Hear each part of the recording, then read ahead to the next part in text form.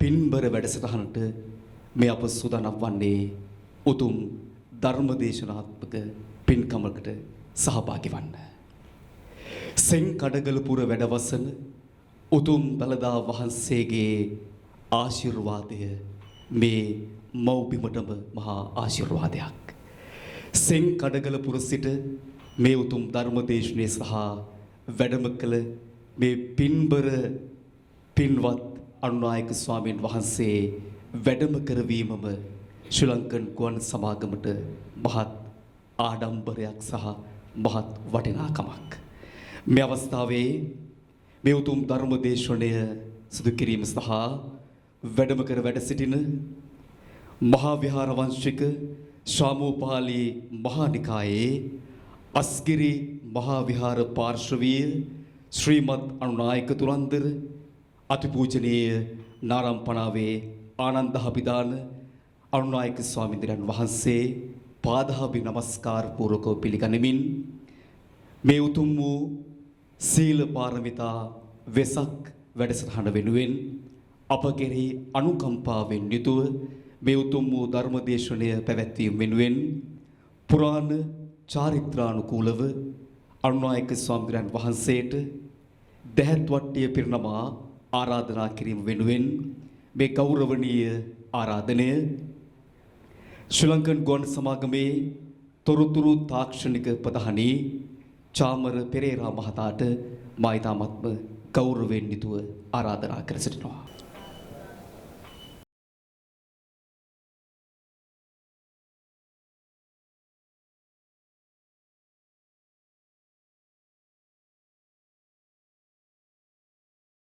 හොඳයි කවුරුත් සාදුකාරයක් පවත්වන්න.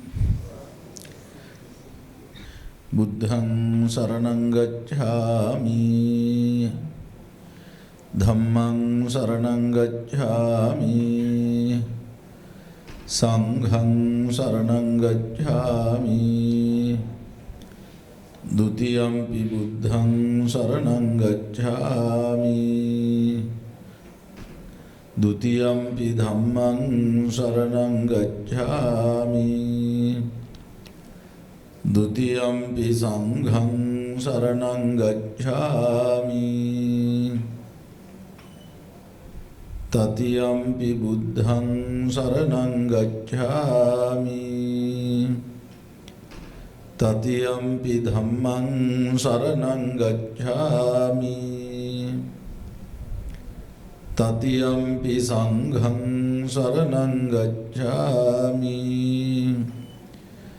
අහං භන්තේ අජ්ජ ඉමංච දිවසං උපෝසතං උපවසාමි අට්ඨංග සමන්නාගතං සීලං සමාදියාමි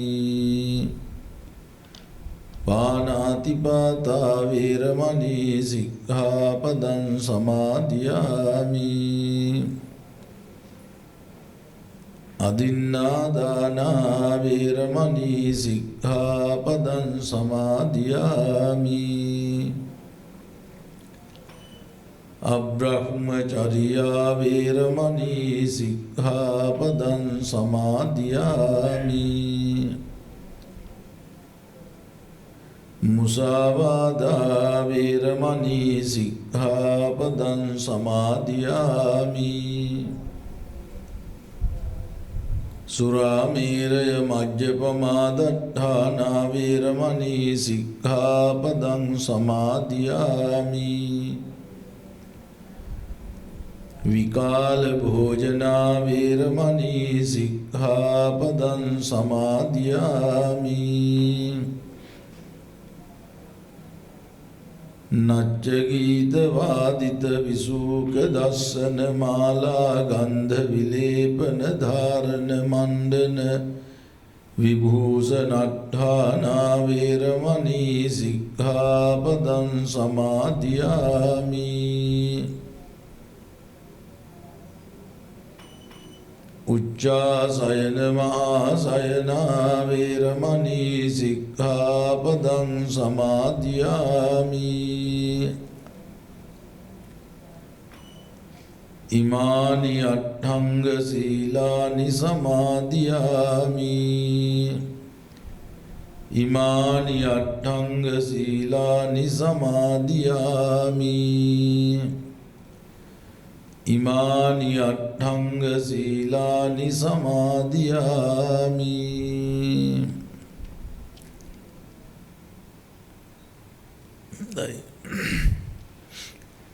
සමන්ත චක්ඛවාලේසු අත්‍රා ගච්ඡන්තු දේවතා සද්ධම්මං මුනි රාජස්ස සුනන්තු සග්ග මොක්ඛදං ධම්ම ශ්‍රවණ කාලෝ අයං භදන්තා ධම්ම ශ්‍රවණ කාලෝ අයං භදන්තා ධම්ම ශ්‍රවණ කාලෝ අයං භදන්තා නමෝ තස් භගවතු අරහතෝ සම්මා සම්බුද්දස්ස නමෝ තස් භගවතු අරහතෝ සම්මා සම්බුද්දස්ස නමෝ තස් භගවතු අරහතෝ සම්මා සම්බුද්දස්ස පුණ්ඩරීකං යථා වග්ගූතෝ යේන නූපලිප්පති නූපලිප්තෝ මිලෝකේන තස්මා බුද්ධෝස්මි බ්‍රාහ්මනාති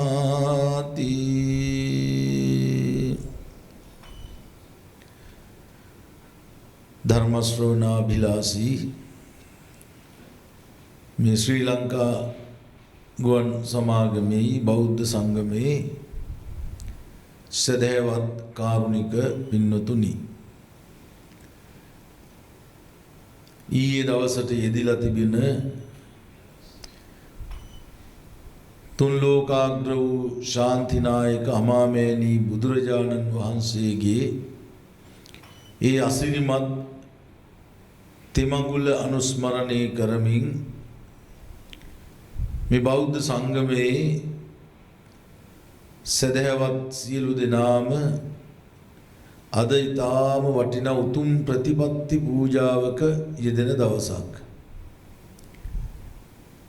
තථාගත බුදුරජාණන් වහන්සේ තම ශ්‍රාවකයන්ට අනුදැන වදාලා අනුජානාමි භික්ඛවේ මහණෙනි මම උඹලට අනුදැන වදාරනවා මොකද්ද දේමා භික්ඛවේ පූජාච ආමිස පූජාච ආමිස පූජාවත් ප්‍රතිපත්ති පූජාවත් කියන මේ දෙකම බුදුරජාණන් වහන්සේ තම ශ්‍රාවකයන්ට අනුදැන වදාලා.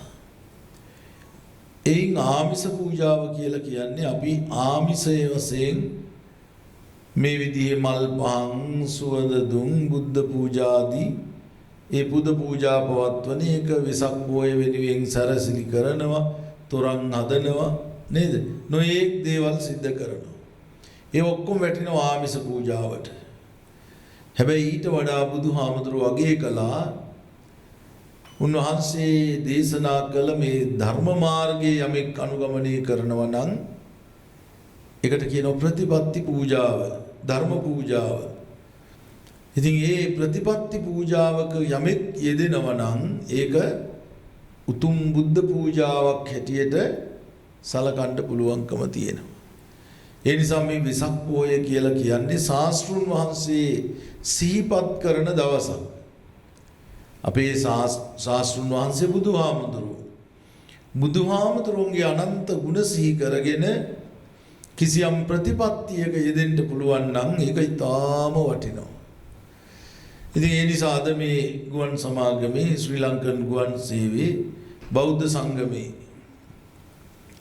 මේ සෑම දිනම අද පිළිවෙත් සමාදන් වෙලා ඉතින් මේ උතුම් ප්‍රතිපත්ති පූජාවක යෙදෙන දවස ශ්‍රී ලංකන් ගුවන් සමාගමේ බෞද්ධ සංගමයේ මගින් සංවිධානය කරනු ලබන මේ සීල පාරමිතා වෙසක් වැඩසටහනේ ඉතින් අද ධර්ම දේශනාවට මට ආරාධනා කළ අපේ මහේෂ් මහත්මයා.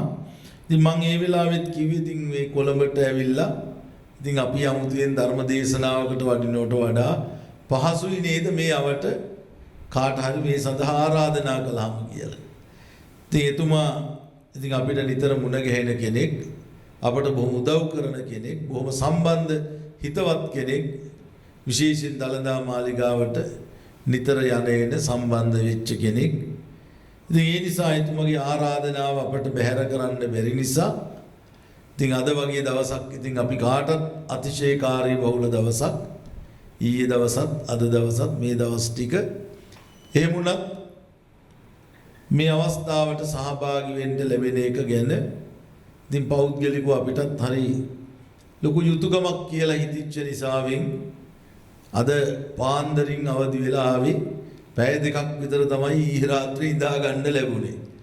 ඉතින් කොහොම වුණත් ඉතින් මේ බෞද්ධ සංගමේ ප්‍රථම වතාවට මේ පිළිවෙත් සමාදන් වීම නැත්නම් මේ සීල සමාදාන වැඩසටහන සිද්ධ කරන බව දැනගන්න ලැබුණා. සීල පාරමිතාවක් හැටියට නම් කරගෙනක් තියෙනවා. ඒක හරි වටිනවා. පාරමිතාවක් කියලා කියන්නේ බුද්ධාංකුර ධර්මයක්.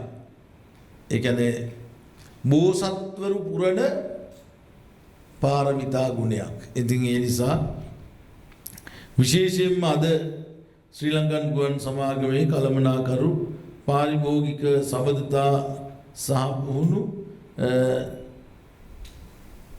තිලකවර්ධන මහත්මිය විශේෂයෙන් අද මේ සඳහා බැතිබර දායකත්වයේ සපයන බව සිහිපත් කරලා තියෙනවා.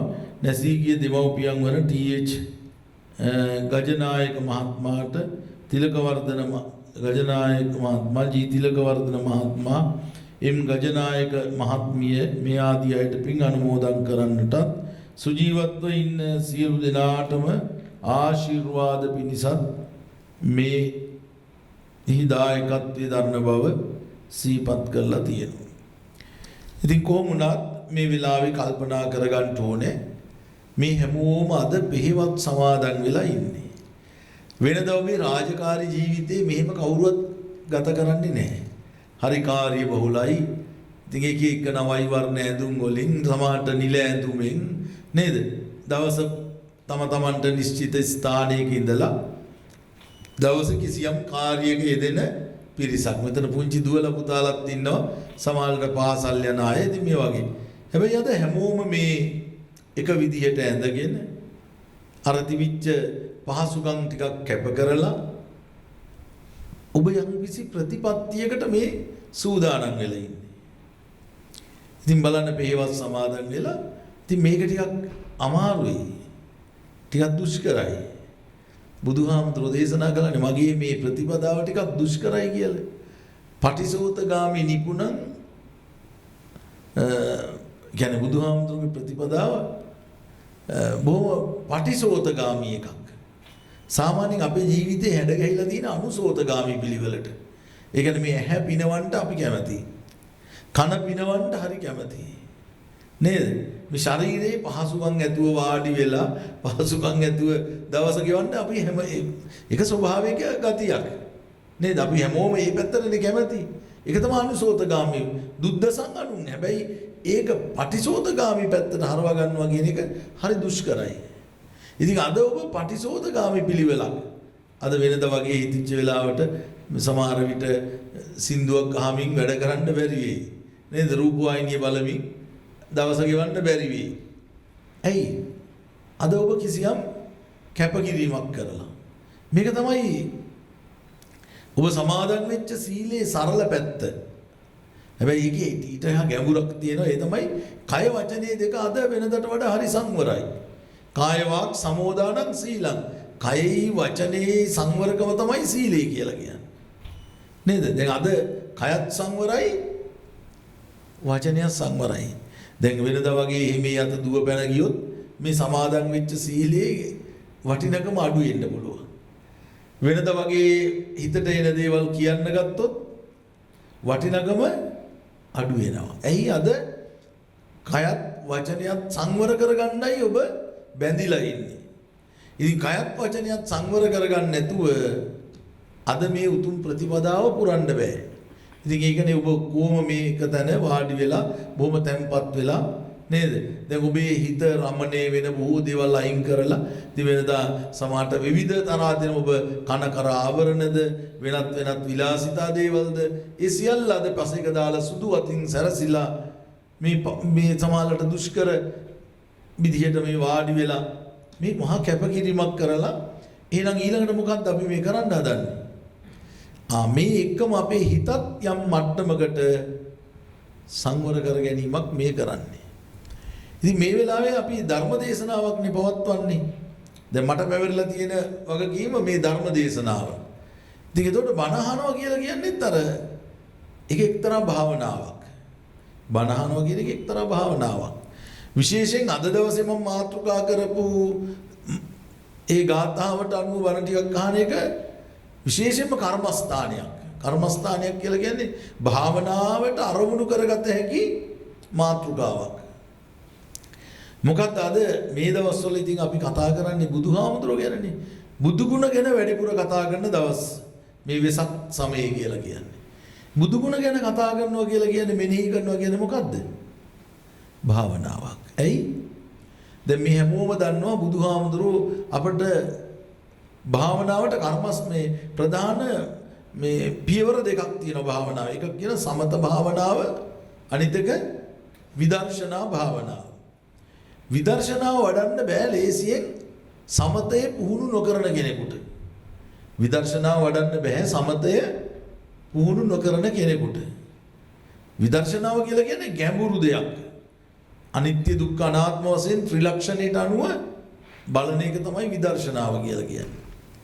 සමතෙන් කරන්නේ අපේ මේ විසිරිච්ච සිත එක තැනකට ගන්න එක. දැන් ප්‍රත්‍යජන ඔබේ හිත හරි නොසන්සුන්. ඔබ අපි කාගෙත් එහෙමයි.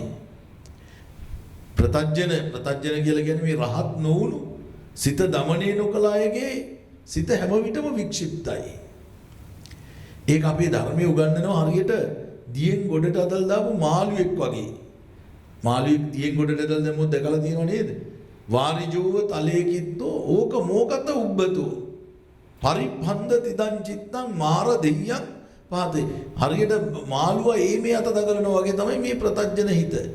හැබැයි ඒ හිත යමෙකුට පුළුවන් නම් හොඳට සංවර කරගන්න ඒක හොඳට හික්මවා ගන්න පුළුවන් නම් මාර දෙයියන් මාරයාගේ බැම්මෙන් මිදෙන්න පුළුවන්. එතකොට කොච්චරද කියලා බලන්නකො හිත හදාගන්න එක කොච්චර වටිනවද කියලා. ඒ නිසා මේ ප්‍රත්‍යජන හිත මේ අත යන නිසා ඉස්සල කුසල අරමුණෙහි රඳව ගන්න හුරු කරන්න ඕනේ. ඒක තමයි සමත භාවනාවෙන් කරන්නේ. සමත භාවනාවට තියෙන කර්මස්ථාන 40ක්. සමත භාවනාවට කර්මස්ථාන කීයක් තියෙනවද? 40ක් තියෙනවා. මේකට කියනවා සම 40 කර්මස්ථාන කියලා. ඒකෙන් තියෙනවා මුලින්ම 10ක් දස අනුස්සති කියලා. මොනවද තියෙන්නේ? ඉන් 10ක් තියෙන මුල්ම 10 දස අනුස්සති. අනුස්සති කියලා කියන අනුව සිහි කරනවා කියන එක. අනුව සිහි කිරීම. දැන් බලන්න පළවෙනි එක මොකද්ද? බුද්ධානුස්සතිය. මොකද්ද? ඔන්න කර්මස්ථානය. මොකද්ද? බුද්ධානුස්සති. දැන් භික්ෂුන් වහන්සේලාට තියෙනවා දිනපතා සිහි කළ යුතු කර්මස්ථාන 4ක්. බුද්ධානුස්සති මෙත්තාච අසුභං මරණස්සති ඉතිමා චතුරාර්යක්ඛා බික්ඛු භාවෙය්‍ය සීලවා. මොකද්ද මේ භික්ෂුන් වහන්සේලා නිතර වඩන්න ඕන කර්මස්ථාන 4 තමයි බුද්ධානුස්සතිය. මෛත්‍රී භාවනා, මෙත්තා භාවනා, මෛත්‍රී භාවනා. ඊළඟට අසුභය වඩන්න ඕනේ. මේ දින අසුභව ශරීරයේ තියෙන නේද? ඊළඟ එක මරණානුස්මෘතිය. ඔන්න නිතර වඩන්න ඕනේ. ඉතින් එහෙමනම් මේ සම 40 කර්මස්ථානවල මුල්ම කර්මස්ථානය තමයි බුද්ධානුස්සතිය. බුදුහාමුදුරුවන්ගේ ගුණ සීකරණ එක. බුදුහාමුදුරුවන්ගේ ගුණ සීකරණ එක. දැන් මෙතෙන්ට මේ ප්‍රතිමා වහන්සේ නමක් වැඩමවා ගත්තා. මේ අද දවසේ මේ කටයුතු කරනකොට බුද්ධ ප්‍රතිමා අපේ ශාස්ත්‍රුන් වහන්සේ දැන් මේ ප්‍රතිමාව දිහා බලන ඔබේ හිතේ අපි නිකම්ම මේක දිහා බැලුවොත් ඔබට පෙනෙයි මේක නිකන් මැට්ටෙන් හදපු නැත්නම් වෙනත් කිසියම් අමුද්‍රව්‍යයකින් හදපු පිළිරුවක් විතරයි. ඒකේ 아무තු දෙයක් ඔබට දකින්න බෑ. ඊට එහා දෙයක් පේන්නේ ඔබට. නේද? හැබැයි මේ බුදුරුව දෙස ඔබට බුදුහාමුදුරුවන්ගේ ආධ්‍යාත්මික ගුණකාය සිහි කරගෙන මේ බුදුරුව දකින්න පුළුවන් නම් ඔබේ හිතට එක මොහොතක් ගානේ බුදුගුණ සිහියට එනවා. ඒ නවාරාදි බුදුගුණ දැනගෙන මාගේ අමාමෑණී වූ බුදු පියාණන් වහන්සේ අරහං නම් වනසේක. අරහං කියලා කියන්නේ සාමාන්‍යයෙන් නම් අපි අරහං කියන්නේ අපෝ ඔය මිනිස්සයා මට අරහං. ඔන්න අපි ඒකත් හදාගෙන ඉන්නේ ඇති. නේද? ඒකත් නිකන් වැරදි භාවිතයට හදාගෙන. අරහං කියලා කියන්නේ එපා වෙච්ච එක කියන එකනේ. එහෙම එකක් නෙමෙයි. මගේ අම්මේ හරිම වටිනා අර්ථයක් අරහං කියන එකේ තියෙන. අරහං කියලා කියන්නේ අරහත්වය. මොකද්ද? අරහත්වය. අරහත්වය කියලා කියන්නේ සියලු කෙලෙසුන් නැසූ උතුමන්ට තමයි අරහත්වයටපත් වෙනවා කියලා කියන්නේ. එහෙනම් භාග්‍යවතුන් වහන්සේ කියලා කියන්නේ කවුද? සියලු කෙලෙසුන් නැසූ උතුමන් වහන්සේ. අන්න එබඳු උතුමන් වහන්සේ රහසින්වත් පව් කරන්නේ නැහැ. රහසින්වත් පව් කරන්නේ නැහැ. ඉතින් රහසින්වත් පව් නොකරන බුදුහාමුදුරුවෝ මලක් තියලා වදින්න සුදුසුයි. රහසින්වත් පව් නොකරන බුදුහාමුදුරුවෝ ඒ උතුම් වීතරාගී බුදු පියාණන් වහන්සේට මලක් තියලා වදින්න සුදුසුයි. මෙන්න ඔබ මලක් තියලා බුදුහාමුදුරට වැන්දා. ඔන්න එක ගුණයක් මං කියතින්. මේ විදිහට ඒ ගුණ දකිමින් මේ පිළිරුව දිහා බලන්න පුළුවන් නම් ඔබේ හදවතේ මැවෙන්නේ බුදුහාමුදුරන්ගේ ඒ අසීමිත ගුණකාය. ඒක තමයි පින්නතුනි බුද්ධානුස්සතිය කියලා කියන්නේ. ඒ බුද්ධානුස්සතිය හිතේ වඩන තරමටම තමයි අපේ හිතේ මොකක්ද ඇති වෙන්නේ? මතක තියාගන්න ශ්‍රද්ධාව කියන එක ඇති වෙන්නේ බුද්ධානුස්සතිය. නැත්නම් බුදු ගුණ, ධර්මයේ ගුණ, සංඝයාගේ ගුණ, මා සංඝ කියලා කියන්නේ රහතන් වහන්සේලාගේ ගුණ සිහි කරනකොට මේ තුනුරුවනේ ගුණ සිහි කරනකොට තමයි මොකක්ද ඇති වෙන්නේ අපේ හිතේ? අන්න අර කියන ශ්‍රද්ධාව. ශ්‍රද්ධාව ඇයි බෞද්ධයෙකුට අවශ්‍යයි? මතක තියාගන්න ශ්‍රද්ධාව නැති කෙනෙකුට කවදාවත් පින්කමක් කරන්න බෑ. සද්ධා බීජං කියලා කියන්නේ ඕනම පිනකට කුසලයකට මුල්ම දේ මොකද්ද? ශ්‍රද්ධාව. එහෙනම් ශ්‍රද්ධාව උපදින්නේ මොකක් නිසාද? ශ්‍රද්ධාව උපදින්නේ මොකක් නිසාද? තුනුරුවන් පිළිබඳ විශේෂයෙන් බුදුහාමුදුරුවෝ පිළිබඳ අපේ හදවතේ ඇති වෙන ප්‍රසාදේ නිසා. මොකක් නිසාද? ප්‍රසාදේ නිසා. ඒ නිසා මේ වෙසක් සමයේ බුදුහාමුදුරුවෝ ගැන අපේ හිතේ ප්‍රසාදය ඇති වෙනවා නම් පින්නතුනි අන්න ඒ තරමටම අපේ හිතේ මොකද්ද වැඩෙන්නේ? ශ්‍රද්ධාව වැඩෙනවා. ශ්‍රද්ධාව වැඩෙන හිත තුල තමයි කුසල් වඩන්න පුළුවන්කම තියෙන්නේ. මතක තියාගන්න. ශ්‍රද්ධාව වැඩෙන සිත තුලයි කුසල් වඩන්න පුළුවන්කම තියෙන්නේ. ඒ නිසා මේ වෙසක් සමයේ ඔබ පිළිවත් සමාදන් වුණා කියලා කියන්නේ මේක අසම සම පින්කමක් නිකන් අද මේ සුදුවත් ඇඳගෙන එහෙම නැතුව මේ උදේ අර සිල්පද 8ක් ඉතින් අර ගිරව් වාගේ ඔය කටපාඩමට කියලා එහෙම එකක් නෙමෙයි මේක. එහෙම එකක් නෙමෙයි මේක මහා වටින මහා උතුම් ප්‍රතිපදාවක්. මහා වටින උතුම් ප්‍රතිපදාවක්. මේකේ වටිනකම දකින්න ඔබ. ඒ දකින්න තරමට අනේ අද මම මේ දවසේ මොන තරම් අර්ථවත් වැඩක යෙදුනද කියලා ඔබට සතුටු වෙන්න පුළුවන්. අද මොන තරම් අර්ථවත් දෙයකද මම යෙදුනේ. අනේ මේ පොය දවසේ මම සමහරලාට අද එනකොට නම් හිතෙන්න ඇති අනේ මේක අද නිවාඩු දවස, තුරම් බලන්නත් යන්න තියෙන දවස නේද? විවේක දවසේ ගෙදර දොරේ අවට ටිකක් එහෙම හිතන්නේ නැති. හැබැයි ඔබ මේ දවස ගත කිරීමේ වටිනකම හරියට තේරුම් ගත්තා නම් ඔබගේ හිතට දැනේ අනේ මං මොන තරම් වටින ප්‍රතිපත්තියක්ද අද මේක සිද්ධ කළේ. අන්න ඒ නිසා ඔබේ දවස අද දවසට නෙමෙයි මුළු ජීවිත කාලයටම පින්නතුනේ මේ ඇති කරගන්න ශ්‍රද්ධා මාමක හැඟීම්, ඒ ඇති කරන ධර්මාවබෝධය ඔබේ ජීවිතය අර්ථවත් කරන්නට මෙලොව වශයෙන් පරලොව වශයෙන් උපනිශ්‍රේ වෙනවා ඇති. ඒ නිසා අද මේ ධර්ම දේශනාවට මම මාතෘකා කරගත්තේ බුදු ගුණ සිහිපත් කරන්න පුළුවන් ගාථාවක්. බුදු ගුණ සිහිපත් කරන්න පුළුවන් ගාථාවක් අද ධර්ම දේශනාවට මාතෘකා කරගත්තේ. මේ ගාථාව එන්නේ අංගුත්තර නිකායේ චතුත්ථ නිපාතේ චක්ක වග්ගයේ.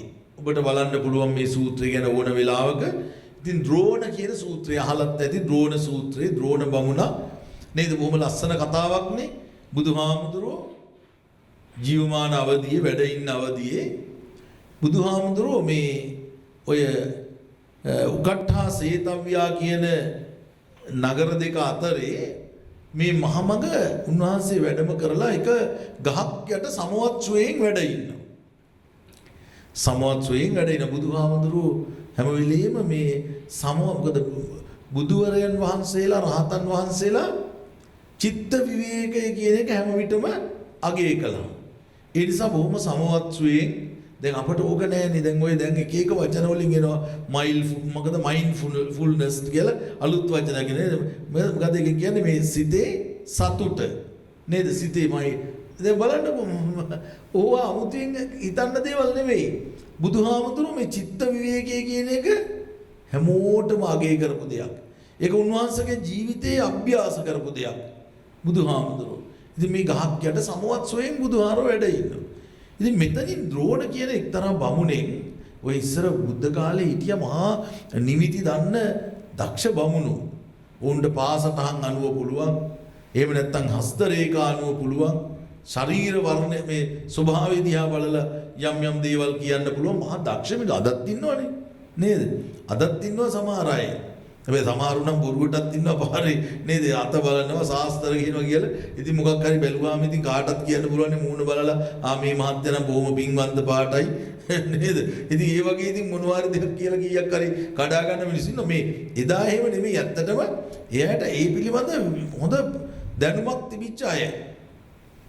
ඉතින් මේ ද්‍රෝණ බමුණ දැක්කම මේ බුදුහාරෝගේ පාසටහන් දැකලා මොහු හිතනවා මේ නම් සාමාන්‍ය පුද්ගලයෙක් වෙන්න බෑ. මේ නම් සාමාන්‍ය මේ ආශ්චර්ය ජනක පුද්ගලයෙක්. මේ බොහොම ආශ්චර්ය ජනක පුද්ගලයෙක් යන්න ඕන බලන්න කියලා දැන් පාසටහන් ඔස්සේ යනවා. යනකොට ගහක් යට සමවත් සුවයෙන් වැඩ ඉන්න බුදුහාමුදුරුවෝ දැක්කා. සමවත් සුවයෙන් වැඩ ඉන්න බුදුහාමුදුරුවෝ දැකලා මේ බමුණා බුදුහාමුදුරුවෝගෙන් අහනවා මොකක්ද අහන්නේ? දේවෝනෝ භවං භවිස්සසීති. ඔබ දෙවියෙක්ද කියලා බුදුහාමුදුරුවෝ ළඟට ගිහලා මෙයාට බලාගෙන ඉන්නකොට අදාහ ගන්න බෑ මේ සාමාන්‍ය මිනිස්සෙක්ගේ ස්වරූපේ පෙනුනට ඊට වඩා මහා විශේෂිත රුවක් මේ බුද්ධ චරිතය තුළ ඔහු දැක්කා. ඉතින් උන්ට අර ගත ලකුණු බලලා කියන්න පුළුවන් නේ. ඒ නිසා තමයි අහන්නේ දේවෝනෝ භවං භවිස්සති. ඔබ දෙවියෙක්ද? ඔන්න බුදුහාමුදුරුවෝ මේක ඒ කියන්නේ සාමාන්‍ය මිනිසෙක් ඉක්මවා ගිය සුවිශේෂ ගති ලක්ෂණ බුද්ධ චරිතය දැකලා අහනවා ඔබ දෙවියෙක්වත්ද?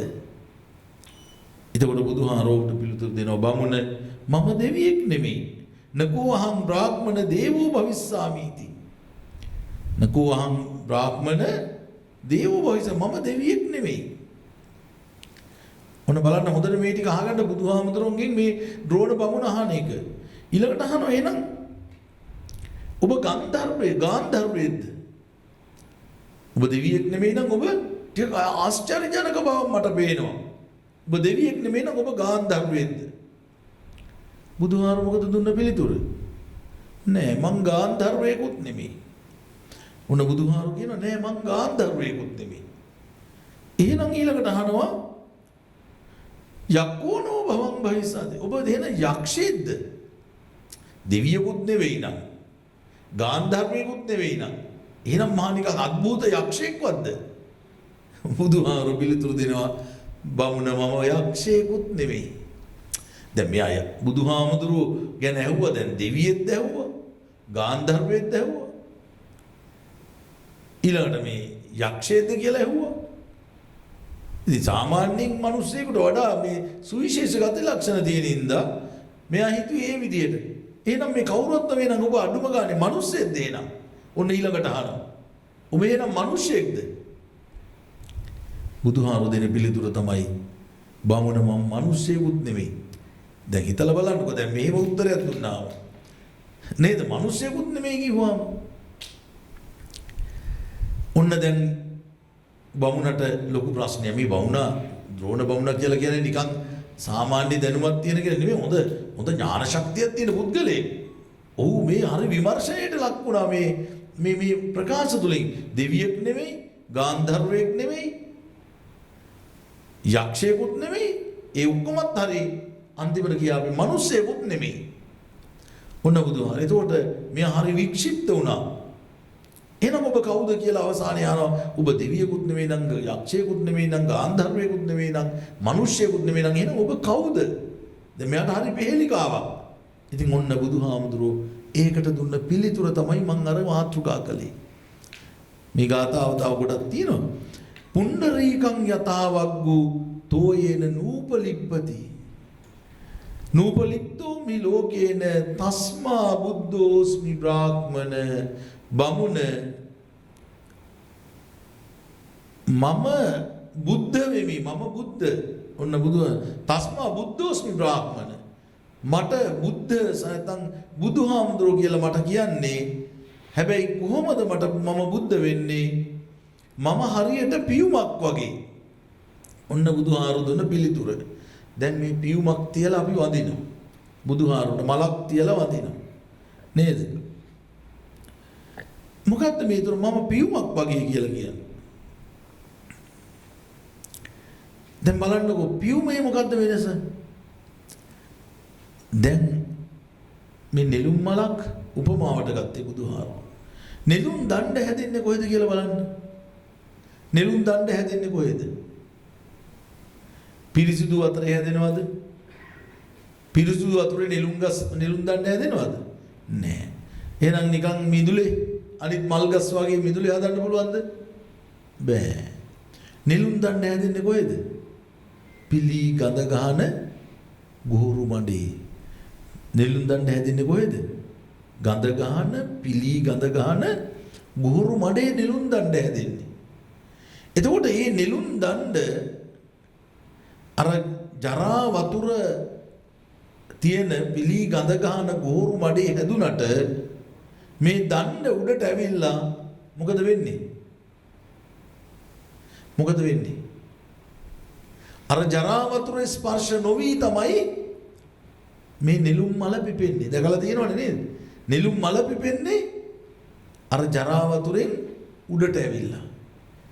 දැන් බුදුහාරු මේ උපමාවනේ දුන්නේ බලන්න.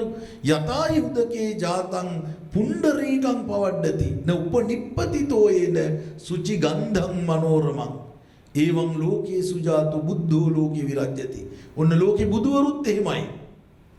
අර නෙළුම් මල අර ජරා වතුර ස්පර්ශ නොකොට ඒන් උඩට මතුවලා විකසිත වෙලා සුවඳවත් වෙලා නේද?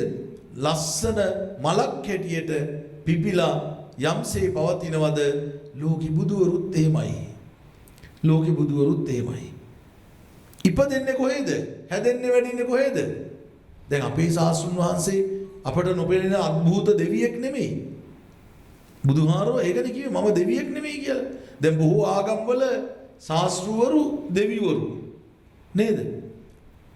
ඒකේ ඒ ආගම්වල අපිට ඒකේ ගැටලුවක් නැහැ. නමුත් අපේ ශාස්ත්‍රඥ වහන්සේ ඒ බඳු දෙවියෙක් නෙමෙයි. දැන් බලන්නකෝ අනිත් ආගම් ගත්තොත් ඔක්කොම මැවුම්කාර දෙවියෙක් නේද? බුදුහාමුදුරුවෝ එහෙම ආශ්චර්යජනක මැවුම්කාර එහෙම පුද්ගලයෙක් නෙමෙයි.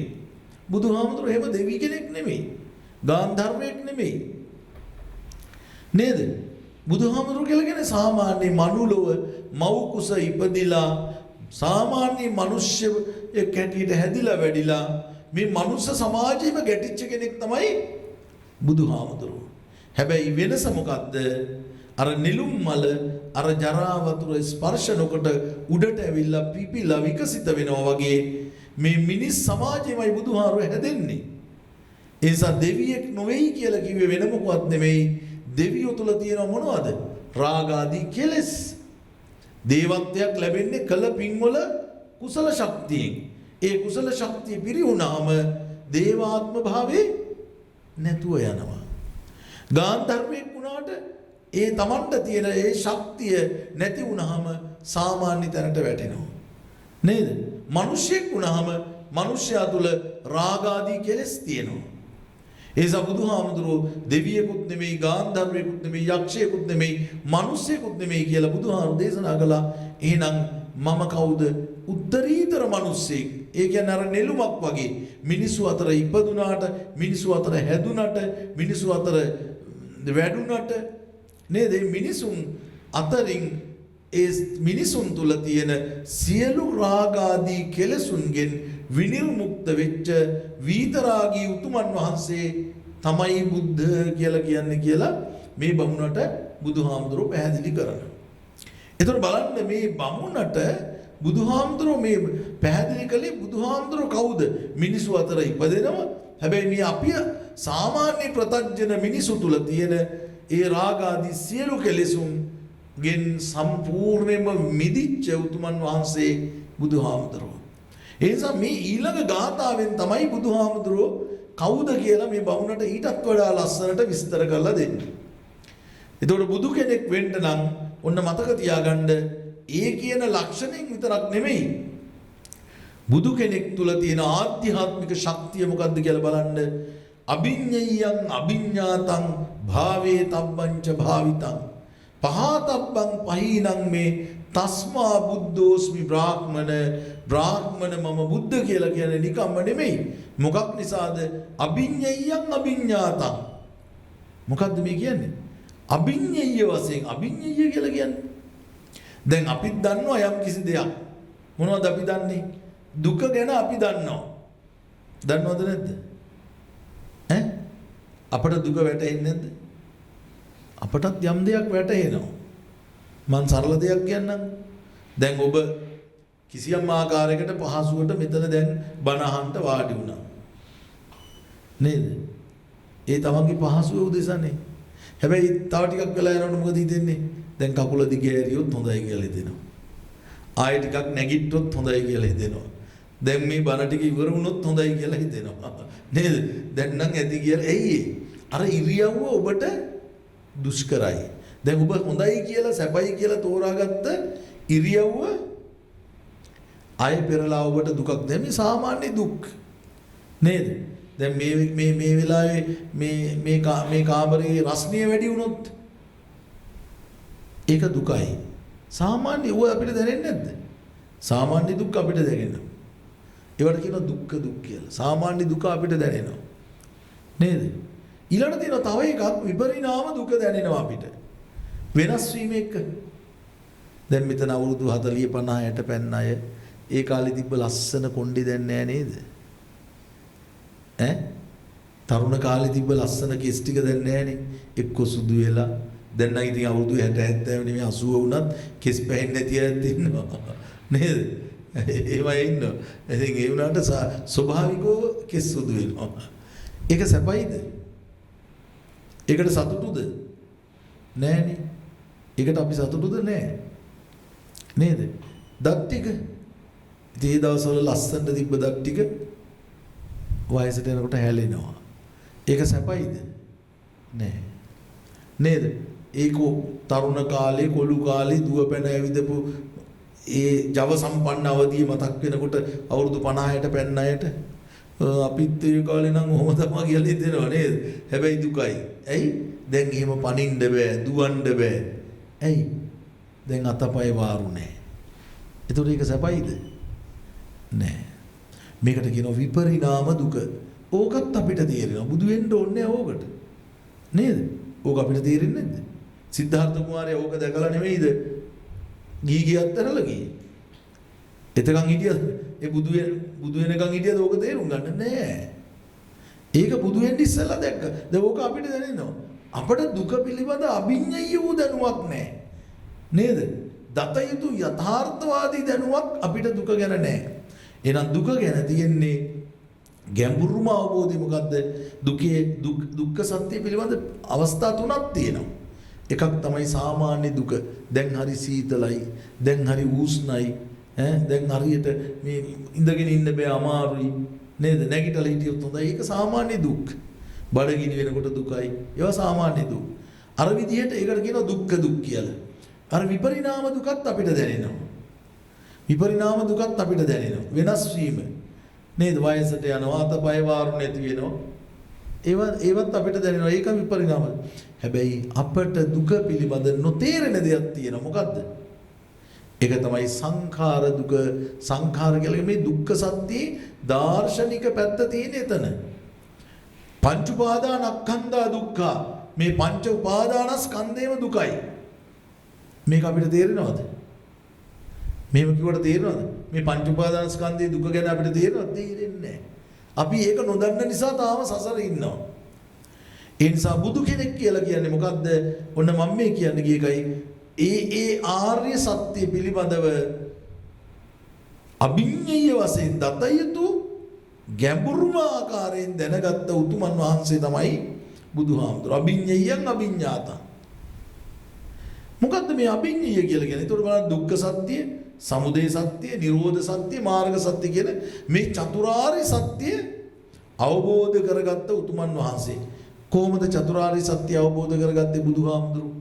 ධම්සක්වැතුන් සූත්‍රයේ කියනවා ත්‍රිපරිවට්ටං ද්වාදසාකාරං ඥාන දස්සනං සුවිසුද්ධං අවෝසි. ඔන්න බුද්ධත්වයට පත් වුණා කියලා කියන්නේ ඒකයි. චතුරාර්ය සත්‍ය පිළිබඳ ත්‍රිපරිවට්ට ඥාන දර්ශනයක්. මොකද්ද ලැබුණේ? ත්‍රිපරිවට්ට ඥාන දර්ශනයක්. මොකද්ද බෞද්ධ හැටියට අපි දැනගන්න ඕනේ මොකද්ද මේ ත්‍රිපරිවට්ට ඥාන දර්ශනය කියන්නේ? දුක්ඛ සත්‍ය පිළිබඳ තුන් ආකාරයකින් බුදුහාරු දැනගත්තා. සමුදය සත්‍ය පිළිබඳ තුන් ආකාරයකින් දැනගත්තා. අපි එක එක බලමු මොකද්ද කියලා. ඒතර එක සත්‍යයක් පිළිබඳ තුන් ආකාරයකින් දැනගත්තා නම් සත්‍ය හතර පිළිබඳ කී ආකාරයක්ද එතකොට? 12 ආකාරය. ඒක තමයි ත්‍රිපරිවට්ට ද්වාදසාකාර කියලා කියන්නේ. ත්‍රිපරිවට්ට කියලා කියන්නේ එක සත්‍යයක් පිළිබඳ තුන් ආකාරයකින්. ඒතර සත්‍ය හතර පිළිබඳ 12 ආකාරයකින් අවබෝධ කරගත්තා. එහෙනම් බුද්ධත්වයේ කියලා කියන්නේ මොකද්ද? චතුරාර්ය සත්‍ය පිළිබඳ 12 ආකාරයක එක සත්‍යයක් පිළිබඳ තුන් ආකාරයෙන් බැගින් සතර පිළිබඳවම 12 ආකාරයකින් දැන ගැනීම. ඇත්ත ඇති සැටියෙන් දැන ගැනීම තමයි එහෙනම් ඔන්න සම්මා සම්බුද්ධත්වය කියලා කියන්නේ. දැන් අපි බලමු එකිනෙක කොහොමද මේ ත්‍රිපරිවට්ට දැනුම. දුක්ඛ සත්‍ය පිළිබඳ ත්‍රිපරිවට්ට දැනුම. අපිට ත්‍රිපරිවට්ට ආකාරයෙන් දැනුමක් නැහැ. නේද? දුක්ඛ සත්‍ය පිළිබඳ දුක මේකයි කියලා බුදුහාරෝ ඔන්න මුලින්ම පැහැදිලි කරගත්තා. මොකද්ද? ජාති දුක. ඉපදීම දුකයි. ජරා දුක. ජරාවටපත් වෙන එක දුකයි. ලෙඩවීම දුකයි. ව්‍යාධි දුක. මරණ දුක. ඒව අපි දන්නවා. ඒකනේ මං කිව්වේ. නේද? ඒක සාමාන්‍ය අපි හැබැයි මෙතන කියන්නේ එහෙම එකක් නෙමෙයි. ඔන්න ඒ පිළිබඳ බුදුහාරුන්ගේ දැනුම බලන්නකෝ. මේක සත්‍ය වශයෙන් දැක්කොත් අර තුන් ආකාරය මතක තියාගන්න. පළවෙනි එක මොකද්ද? සත්‍ය වශයෙන් අවබෝධ. දුක සත්‍යයක්. දුක කියන එක සත්‍යයක්. දැන් අපි කවුරුත් හිතන්න පුළුවන්ද දුක කියන එක නැති කරන්න පුළුවන් කියලා? දැන් සමහරව යවුවම අපෝ මේ දුක් නැති කරන්න මහන්සි වෙන්න ඕනේ. එහෙම කියනවා සමහර උපාසකම්මලා. දුක නැති කරන්න බෑ. ඇයි? දුක්ඛේ ලෝකෝපතිට්ඨිතෝ.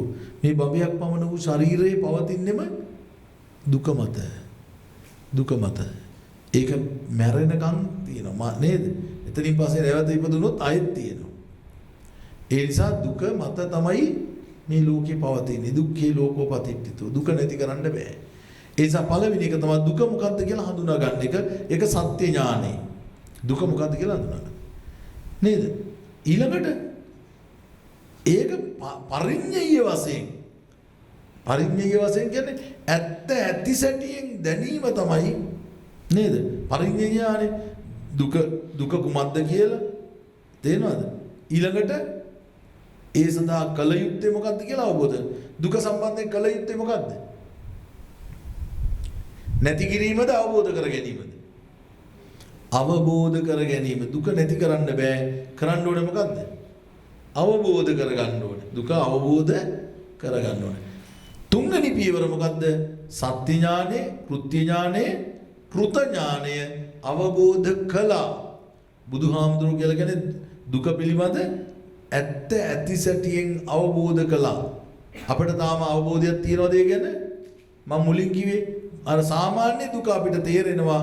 හැබැයි අර දාර්ශනික වශයෙන් දුක්ඛ සත්‍යයේ තියෙන අර මම මේ දුක සාමාන්‍ය දුක් විපරිණාම දුක් සංඛාර දුක කියන එක අපිට තේරෙන්නේ නැහැ. මේ සංස්කාර පිළිබඳ ඇති වෙන දුක.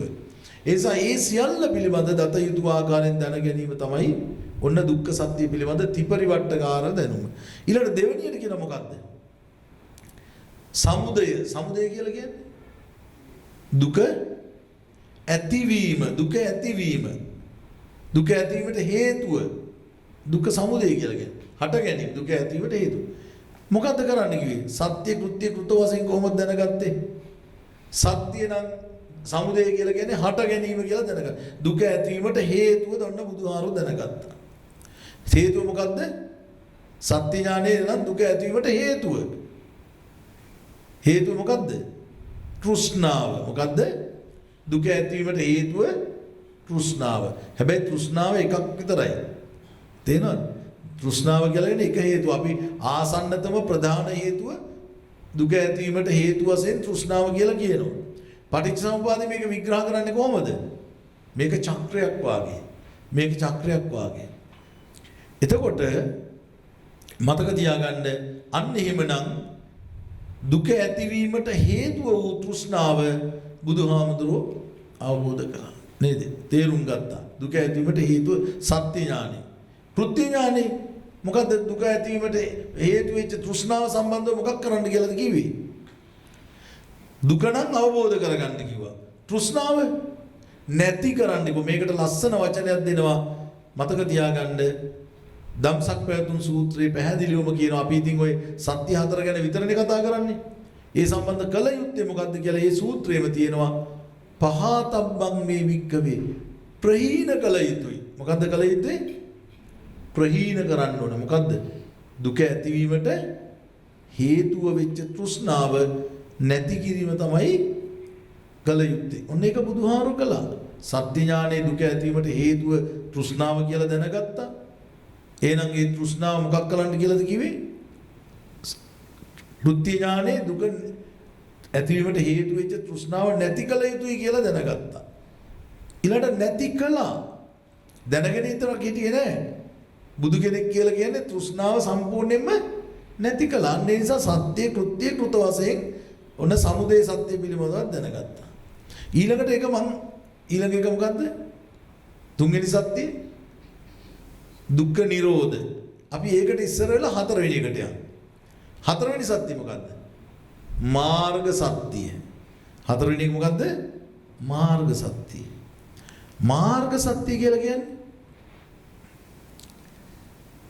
එහෙනම් දුකින් නිදහස් වීමේ මාර්ගය. මාර්ගය මේකයි කියලා බුදුහාරෝ සත්‍ය වශයෙන් දැක්කා. ඔන්න සත්‍ය ඥානෙ. මාර්ග සත්‍ය පිළිබඳ සත්‍ය ඥානෙ මොකද්ද? මාර්ගය මේකයි කියලා දැනගත්තා. මොකද්ද මාර්ගය? අංග 8කින් යුක්ත මාර්ගය. මොකද්ද මේ මාර්ගය කියන්න බලන්න. ඔව්. නිකන් මතක් වෙන්න හරි කියන්න. අයියේ කියන කවන්නේ. සම්මා දිට්ඨි. සම්මා සංකප්ප. සම්මා වාචා. සම්මා කම්මන්ත. සම්මා ආජීව. සම්මා වායාම. සම්මා සති. සම්මා සමාධි. උන් අද ඉගෙන ගන්න මේ ආර්ය මාර්ගය සීල සමාධි ප්‍රඥා කියන මේ ත්‍රි ශික්ෂා මාර්ගයට බෙදා ගන්න ඕනේ. ත්‍රි ශික්ෂා මාර්ගය. දැන් බෞද්ධයෙක් හික්මෙන්න ඕනේ මොකේද? ත්‍රි ශික්ෂාවේ. නේද? සීල සමාධි ප්‍රඥා. මේ ප්‍රතිපදා තුන වඩන්නේ නැති කෙනෙකුට බෞද්ධ ප්‍රතිපදාව දියුණු කරන්න බෑ. බෞද්ධ ප්‍රතිපදාව කියලා කියන්නේ ත්‍රි ශික්ෂාව. එහෙනම් ත්‍රි ශික්ෂාව කියලා කියන්නේ මොකද්ද? මේ කියන ආර්ය මාර්ගය.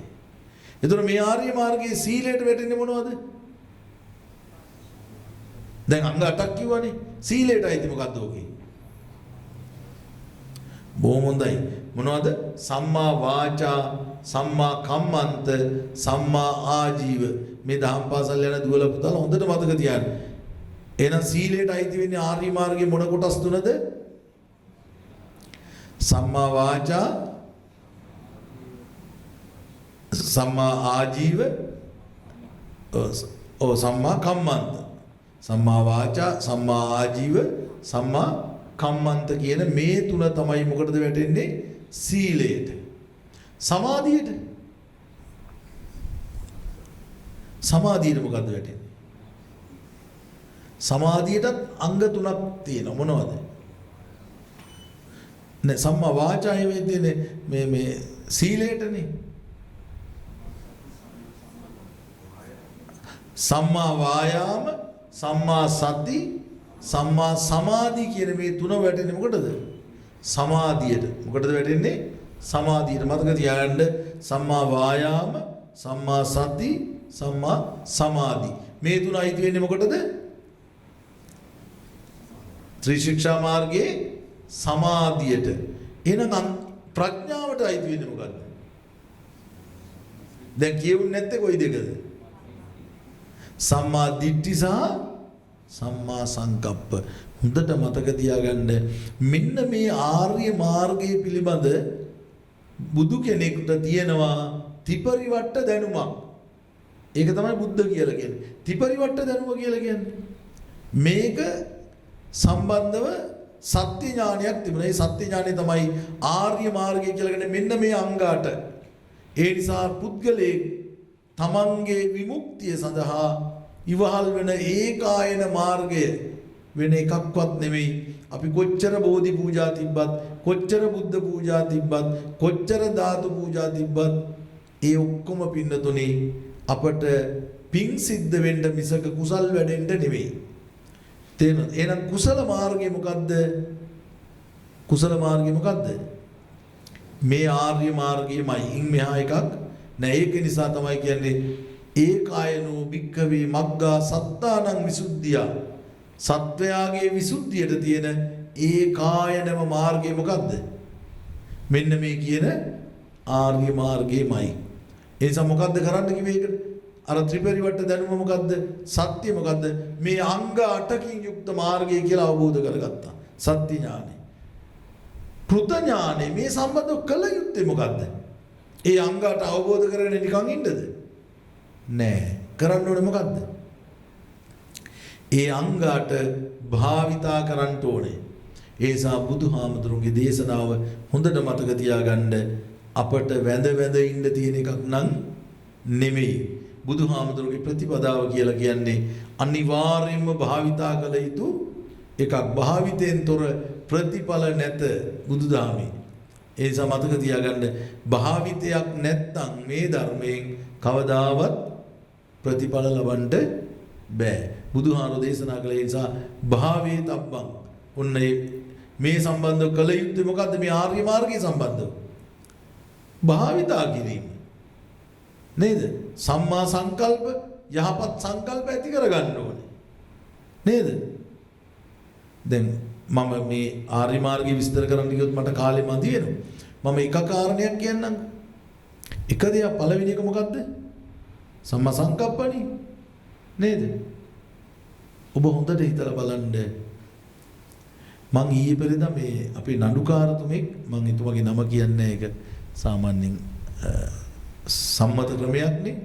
අපේ පොඩි විශේෂ ආරාධනාවකට ගෙන්නගත්ත වෙලාවේ එතුමාගේ ජීවිත අත්දැකීම ගැන කියලා කියනවා මම අනේ හාමුදුරනේ මොනවා කරන්නද මම මේ වෙනකොට 20 ගාණක් මට හරියට මතක නැහැ 20 ගාණක් මම දැන් එල්ලුම් ගහට නියම කළා කිව්වා. යා තාම හොඳ බෞද්ධයෙක් මම 20 ගාණක් මේ එල්ලුම් ගහට නියම කළා. මගේ ජීවිතේ දැන් මම නඩු 100,000 ගාණක් විනිශ්චය කරලා විනිශ්චය දීලා තියෙනවා, සිරගත කරලා තියෙනවා, දඩ ගහලා තියෙනවා, නිදහස් කරලා තියෙනවා. ඉතින් මේ ඔක්කොම කියලා එතුමා අපිට කියනවා හාමුදුරනේ මම එක දෙයක් තේරුම් ගත්තා. ඒ තමයි ජීවිතේ Tamanට ඉන්න එකම හතුරා අපට ඉන්න එකම හතුරා වෙන කවුරුවත් නෙමෙයි Tamanගේ හිත කියලා මම තේරුම් ගත්තා කියලා. බලන්න කොච්චර වටින ඉගෙන කතාවක්ද කියලා. මේක කියන්නේ නඩුකාරතුමෙක්, මහාධිකරණ විනිසුරුතුමෙක්. එතුමා කියනවා මං මගේ ජීවිතේ මේ වෘත්තිය තුලින් වටහාගත්ත වැදගත්ම දේ තමයි හඳුනේ Tamanගේ හතුරා වෙන කවුරුවත් නෙමෙයි තමන්ගේම හිත කියලා මම නම් දැන් වටහාගෙන තියෙනවා කියලා. මේක හරිය වටින කතාවක්. මම මේ සම්මා සංකප්ප කියන එක කියනකොට මතක් වුණේ එකයි. මතක තියාගන්න මේ ලෝකය සංකල්පීය ලෝකයක්. මේ ලෝකයේ සංකල්පය. මේ සංකල්ප මත තමයි මේ ඔක්කොම සිද්ධ වෙන්නේ. අද ඇමරිකාව ඉරානයට ගහන්නේ සංකල්ප නිසා. එක එක පුද්ගලයන්ගේ ඔළුවේ ඇති වෙන සංකල්ප. දැන් බන්ධනාගාර ගත වෙලා ඉන්න අය එතෙන්ට ගෙනිච්ච කවුද? එතෙන්ට ගෙනිච්ච කවුද? වෙන කවුරුවත් ගෙනිච්චේ නැහැ. ඒ පුද්ගලයාගේ ඔළුවේ ඇති වෙච්ච සංකල්ප තමයි ඒ පුද්ගලයා එතෙන්ට ගෙනිච්චේ. අද මේ සිල් ගන්න මෙතෙන්ට එව්වේ කවුද ඔබ? ඔබේ මනසේ ඇති වෙච්ච සංකල්පය තමයි ඔබ මෙතෙන්ට මෙහෙව ඇව්වේ. නේද? ඔබ සමහරට වෛද්‍යවරයෙක් වෙන්න පුළුවන්. නෑ ඉබේ වෙන දේවලුත් ඇති. බුදුහාමුදුරුවෝ ඉබේ වෙන දේවල් ගැන පිළිගන්න බුදුදහම කියලා කියන්නේ ඔය අමරා වික්ෂේපවාදී, නියතවාදී ඒ ඔක්කොම ප්‍රතික්ෂේප කරන්නේ. නේද? සමහර බුදුහාරෝ පහල වෙනකොට ඉන්දියාවේ තිබුණා අර කන්දක් උඩ ඉඳන් නූල් බන්දුවක් අතහැරියාම දිග ඇරලා යනවා වගේ ඔය වෙන්න තියෙන දේවල් වෙයි. එහෙම කියලා උගන්වපු ශාස්ත්‍රවරු හිටියා. එහෙම දෙයක් නැහැ. නියතයක් වශයෙන් ලෝකෙ වෙන්නේ නැහැ. හැම දෙයක්ම. එහෙනම් නියතයකට බාර දෙන්න එපා කිසි දෙයක්. බුදුදහම කියලා කියන්නේ ඊශ්වරවාදී මෞංකාර ඉගැන්වීමක් නෙමෙයි. නේද? තමන්ගේ සංකල්ප තුලින් පුළුවන් ඕනෙම දෙයක් වෙනස් කරගන්න. ඕනෙම දෙයක් වෙනස් කරගන්න.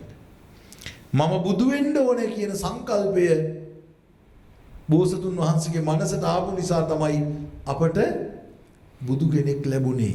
මතක තියාගන්න. අපට බුදු කෙනෙක් ලැබුණේ. ඒ නිසා මෙතන ඉන්න ඔබ අද මේ තැනට ගෙන ආවේ ඔබේ මනසේ ඇති කරපු සංකල්ප. නිසා මේකයි මම කියව එක සංකල්පීය ලෝකයක්. ලෝකයේ මෙහෙවන්නේ අපේ මනසේ ඇති කරන සංකල්ප තුලින්. ඒ නිසා බලන්න බුදුහාරෝ ආර්ය මාර්ගයේ මුලටම දැම්මේ මොකද්ද? සම්මා සංකප්ප.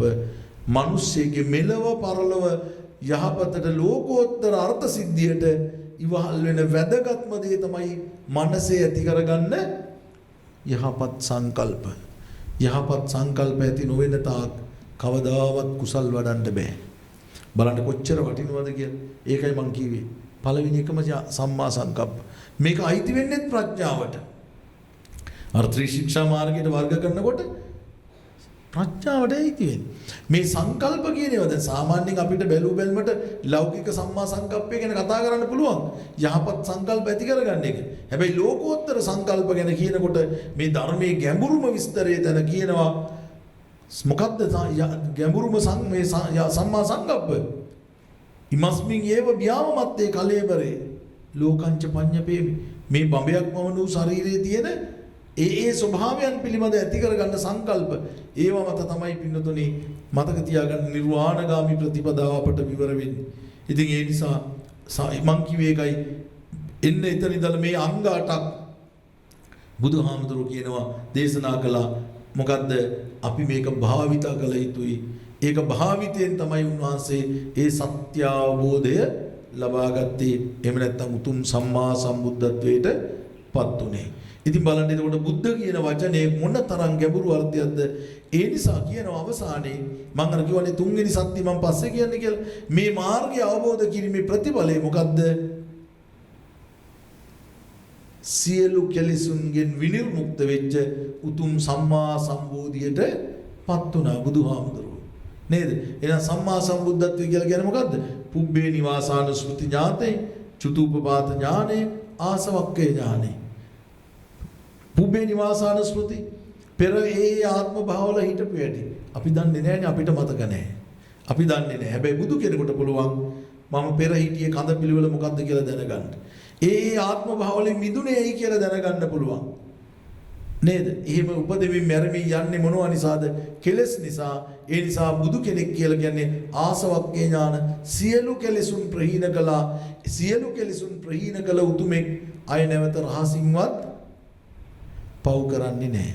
සියලු කෙලෙසුන් ප්‍රහීන කළ උතුමෙක් රහසින්වත් පව් කරන්නේ නැහැ.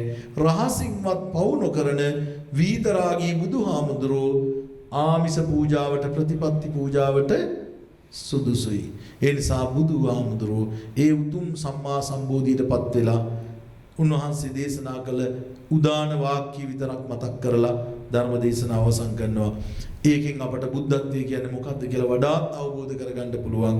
ඒ තමයි බුදුහාමුදුරුවෝ ඒ උතුම් සම්බෝධියටපත් වෙලා දේශනා කළේ අනේක ಜಾති සංසාරං සන්ධා විස්සං අනිබ්බිසං ගහකාරකං ගවේ සන්තෝ දුක්ඛා ಜಾති පුනප්පුනං ගහකාරක දිට්ඨෝසි පුනගේ හන්නකාහසි සබ්බාතේ පාසුකා බග්ගා ගහකූටං විසංඛිතං විසංඛාරගතං චිත්තං තණ්හානං කය මජ්ජගා නේද මම අනන්ත සසරේ අනේක ಜಾති අනන්ත සසර උපදෙමින් මැරෙමින් මේ සසර මං ගමන් කළා. එහෙම ගමන් කරන්න හේතුනේ මොකක් නිසාද? තෘෂ්ණාව නිසා. ඒ නිසා තෘෂ්ණා නැමැති වඩුව මට භවයේ නැමැති ගේ සාධන තෘෂ්ණා නැමැති වඩුව මා දැන් තා විනාශ කරන ලද්දේ නසන ලද්දේ තෘෂ්ණාව නැති කළා. නේද? අය නැමැති භවයේ නැමැති ගේ මට සාදන්න බෑ. ඇයි නැවත අය භවයක හටගන්නේ නැහැ. මේ මගේ අන්තිම ආත්ම භාවයයි. අය මගේ උපතක් නැහැ. ඉතින් අන්න බුදු කෙනෙක් නැවත සංසාරේ උපදීමක් නැහැ. හැබැයි අපි පින්නතුනි මේ කෙලෙස් මල සහිත පුද්ගලයෝ හැටියට මොකද වෙන්නේ? සසරේ තව තව උපදෙමින් මේ සසර ගමන් කරනවා. බුද්ධ ආදී උතුමන් වහන්සේලා අර කියන විදිහට සියලු කෙලෙසුන්ගෙන් විනිර්මුක්ත වෙච්ච නිසා උන්වහන්සේ හරියට පියුමක් වගේ මේ ලෝකේ ඉපදිලා සතපත්ලෙන් විරාජමානව වැඩ ඉඳලා උන්වහන්සේලා පිරිනිවන් පානවා. හැබැයි එසේ පිරිනිවන් පෑවත් අපිට අදටත් පින්නතුනි ආමිස වශයෙන් ප්‍රතිපත්ති වශයෙන් මේ බුදුහාමුදුරුවන්ගේ අනන්ත ගුණ සිහිපත් කරලා වඳින්න පුදන්න සුදුසුයි. ඒ නිසා මේ වෙසක් මංගල්‍ය වෙනුවෙන් අද මේ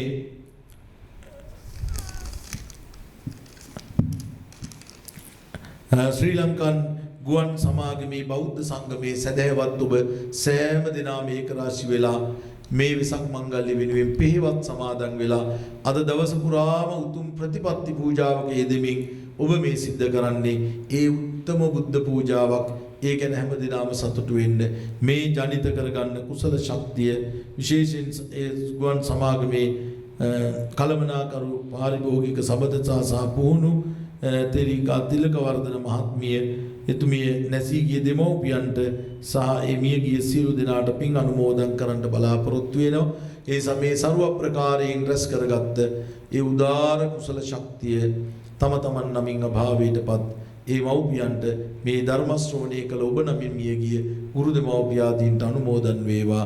ඒ හැමතෙම උතුම් අමා මහ නිවන් සැප පිණිස මේ පින් හේතු වාසනා වේවා කියලා සාදු කියලා පින් දෙන්න. ලෝසසුන් රකින්න දෙවියෝ මේ පින් අනුමෝදන් වෙත්වා. දේව ආරක්ෂාව රැකවරණ ඔබ හැම දිනාටම ලැබේවා.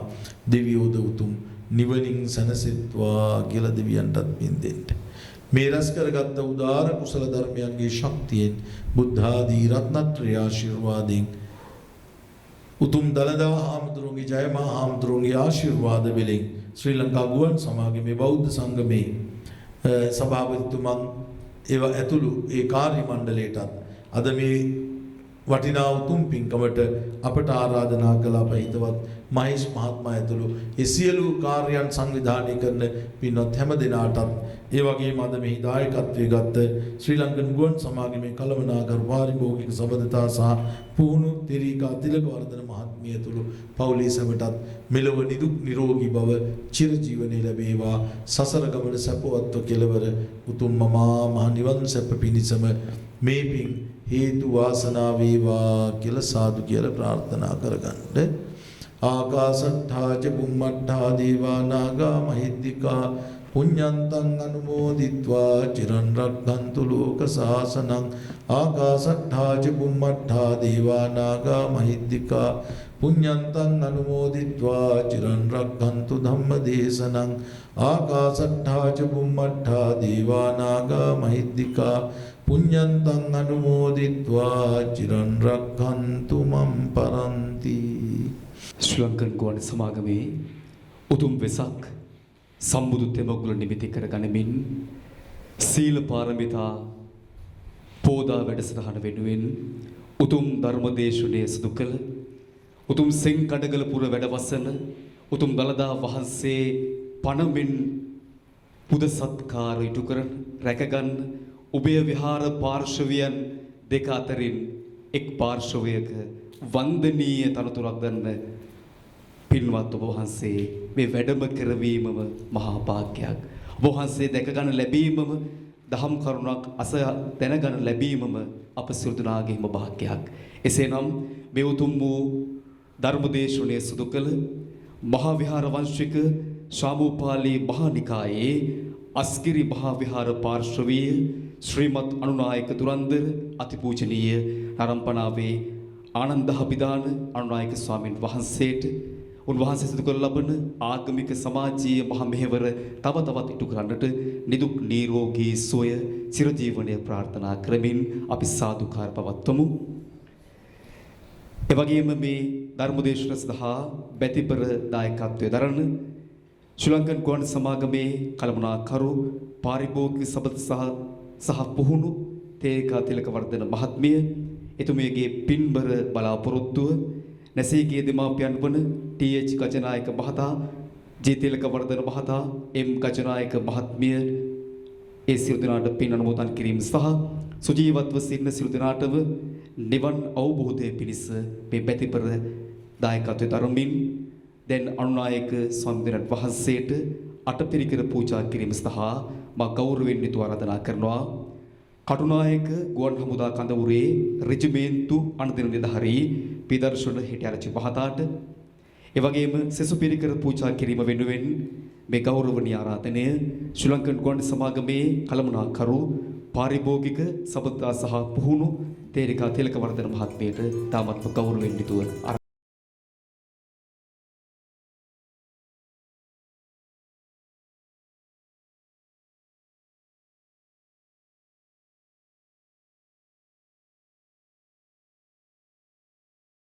සීලිස්ස නිච්ඡං වද්ධාපචායිනෝ චත්තාරෝ ධම්මා වඩ්ඩಂತಿ ආයුවන්නෝ සුඛං බලං ආයුරාෝග්‍ය සම්පatti සග්ග සම්පatti මේවච අතෝ නිබ්බාන සම්පatti ඉමිනාතේ සමිජ්ජතු. හැම දිනාටම දලදා සමිඳු පිහිටයි.